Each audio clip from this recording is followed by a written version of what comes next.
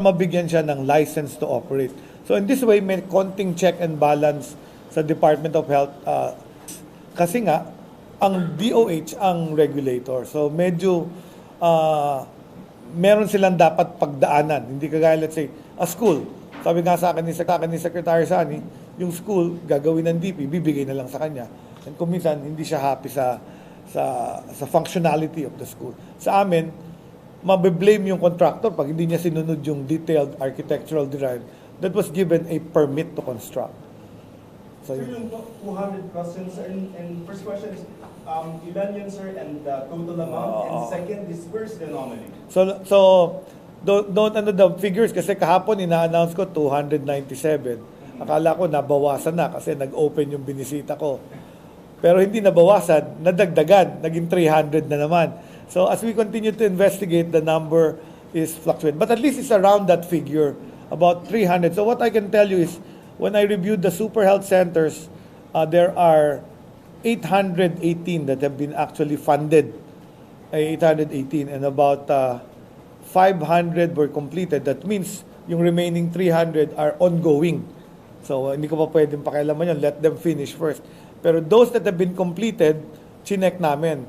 Ilan ang functional, ilan ang not functional. Yun yung 300. Yung kahapon 297, yesterday evening naging 300 siya.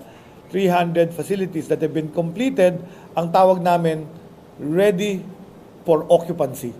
Parang, kasi yung completed, nalilito kami. Kasi nga meron, kagaya sa Marikina, completed phase 1. So parang naloko ko doon. Sabi sa akin, completed na yung project na yun.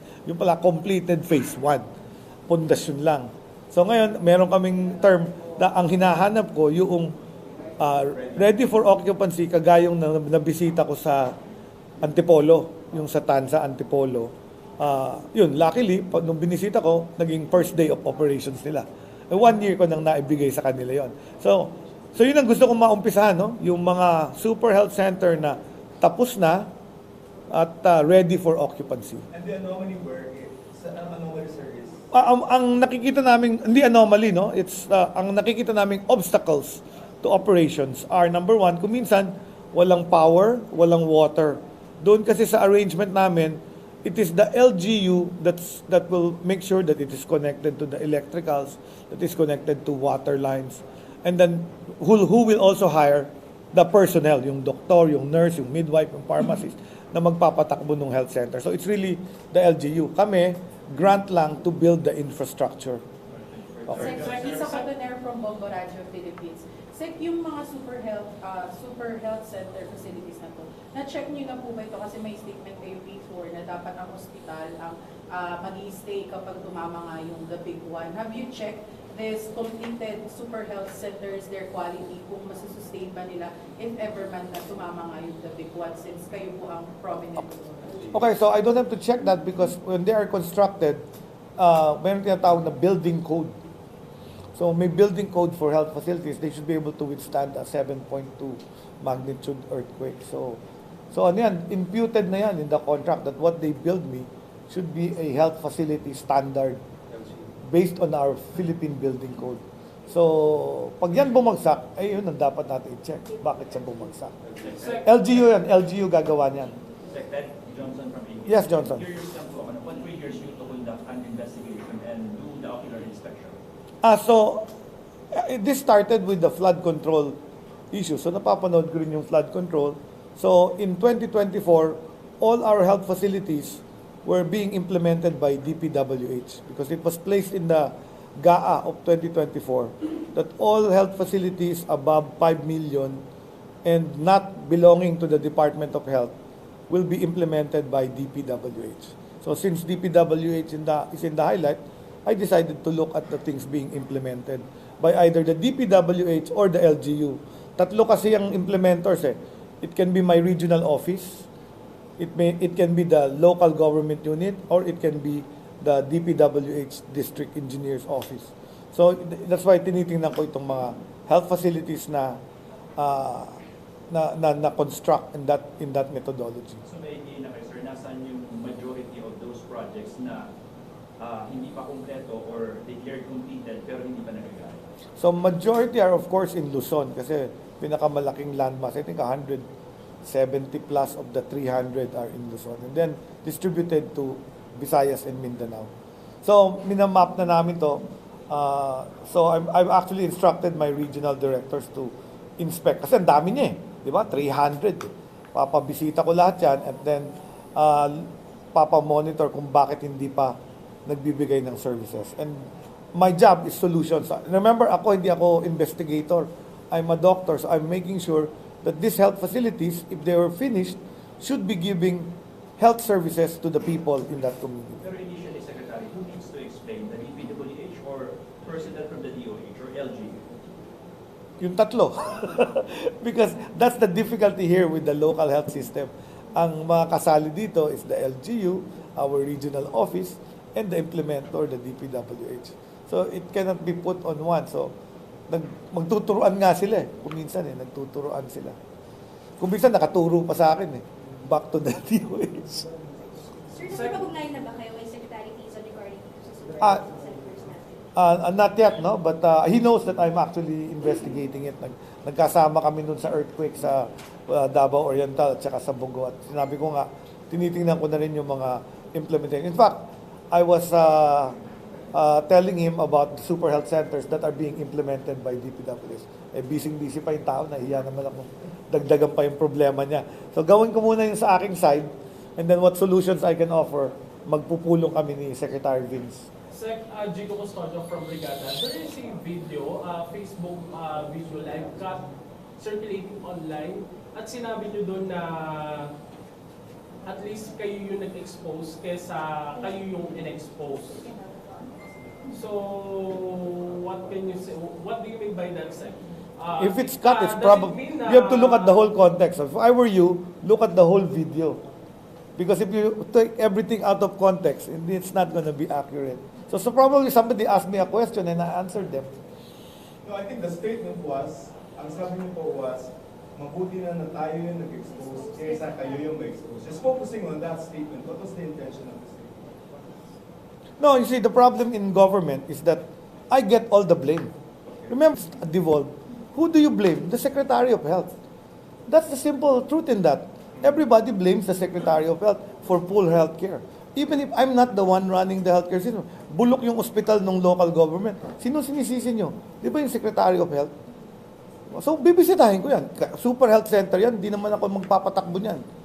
Pero yung pala, may epekto pala yun. That's my power. I discovered that in Antipolo yesterday. Pag bibisitahin mo pala, biglang tatakbo siya. Para pala akong pulis. So, may power pala ako. Biglang mabait na mag-drive yung mga tao pag may pulis nakatayo dun sa kanto. Sumusunod na siya. Yeah, that's the local government code of 1991. And the provincial and district hospitals were given to governors and the health centers to municipal mayors. Before 1991, all of these were under the DOH. So before this, it was right to blame the Secretary of Health. But after 1991, mukhang hindi ko lahat karga yan. Kasi nga, may local health system na. Now, the problem with the fragmentation is that pag magkaaway si mayor, si governor, si congressman, sigurado ka pangit yung health system nun. Pero pag magkakakampi sila, sigurado ako maganda yung health system doon. Sec, additional lang dun sa question ko, sabi nyo nga po, kailangan namin mapanood yung video para makuha namin yung context. Pero kasi yung video, deleted na ilalagay namin online. So, maybe kung ano yung context mo. Sino ba nag-post ng video? Live streaming, sir? Live streaming. Nugget. Ano yun? That means, ano yun? It was captured by somebody else. Diba? Baka nag-uusap kami private, baka it was not meant for public consumption. Nahagip, sir, sa live. Nakakagip sa live, sir. But I'm not denying I didn't say that, and that's my explanation. Sir, tanong ko lang po, may kumakalat ng information na may lockdown in certain areas, Quezon City among them.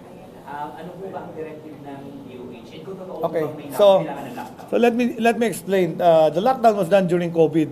There is no planned lockdown. That is fake news. So what we have is the seasonal respiratory illnesses. So it's not a flu outbreak. We do not have a flu outbreak. It is our ILI season. What is ILI? Influenza-like illnesses. Marami siyang sakit. And these are sakit like ubo, sipon, trangkaso, and all others similar to that. That spreads very fast during the rainy season. So, minomonitor ng DOH yan. We know many people are getting sick. In fact, yung mga report sa akin, yung anak daw niya, twice in 2 weeks nagkasakit. O, magkaibang virus yun. Dabi nahawa siya ng sipon, nahawa siya ng trangkaso. So, wala tayong outbreak from a single virus. So, there is no need to declare lockdown.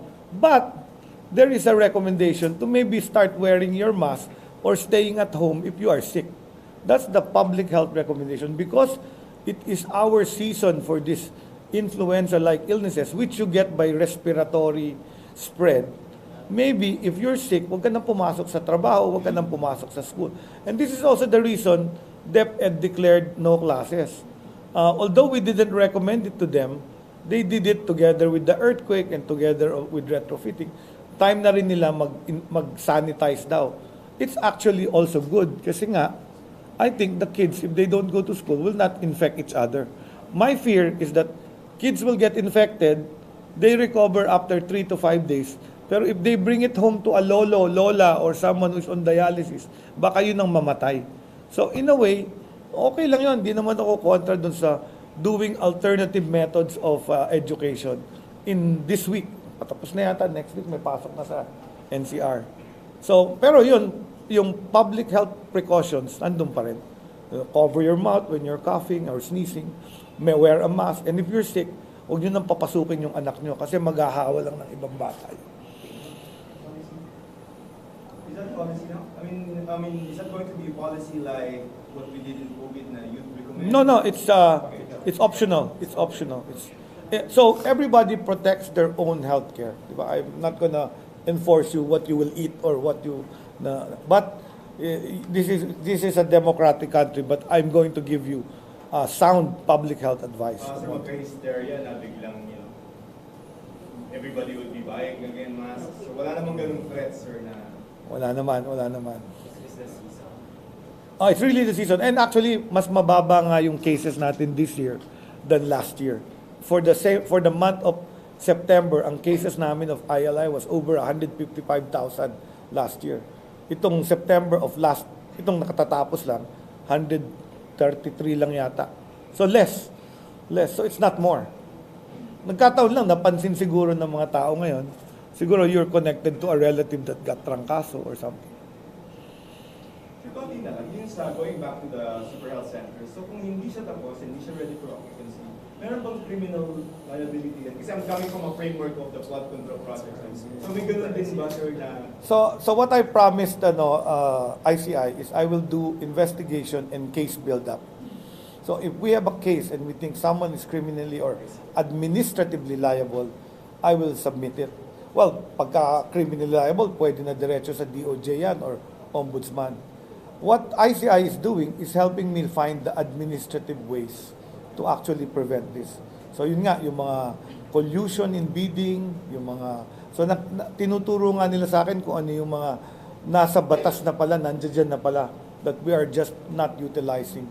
So yan, mga ganyan yung mga sinabi nila sa akin. So in fact, they're supporting me with my efforts to investigate infrastructure projects in the Department of Health. This is also part of the mandate, 10 years back ng mga infra project. Hindi naman kaya mag-derail, sir, yung focus ng ICI from. Nagsasalita about infrastructure in our own department, di ba? Secretary Kiko Laurel talking about the farm to market roads. Siguro, hindi siya happy. Ako, I'm talking about super health centers. Hindi ako happy. So, okay. Thank you very much. Thank you. Salamat. Okay to.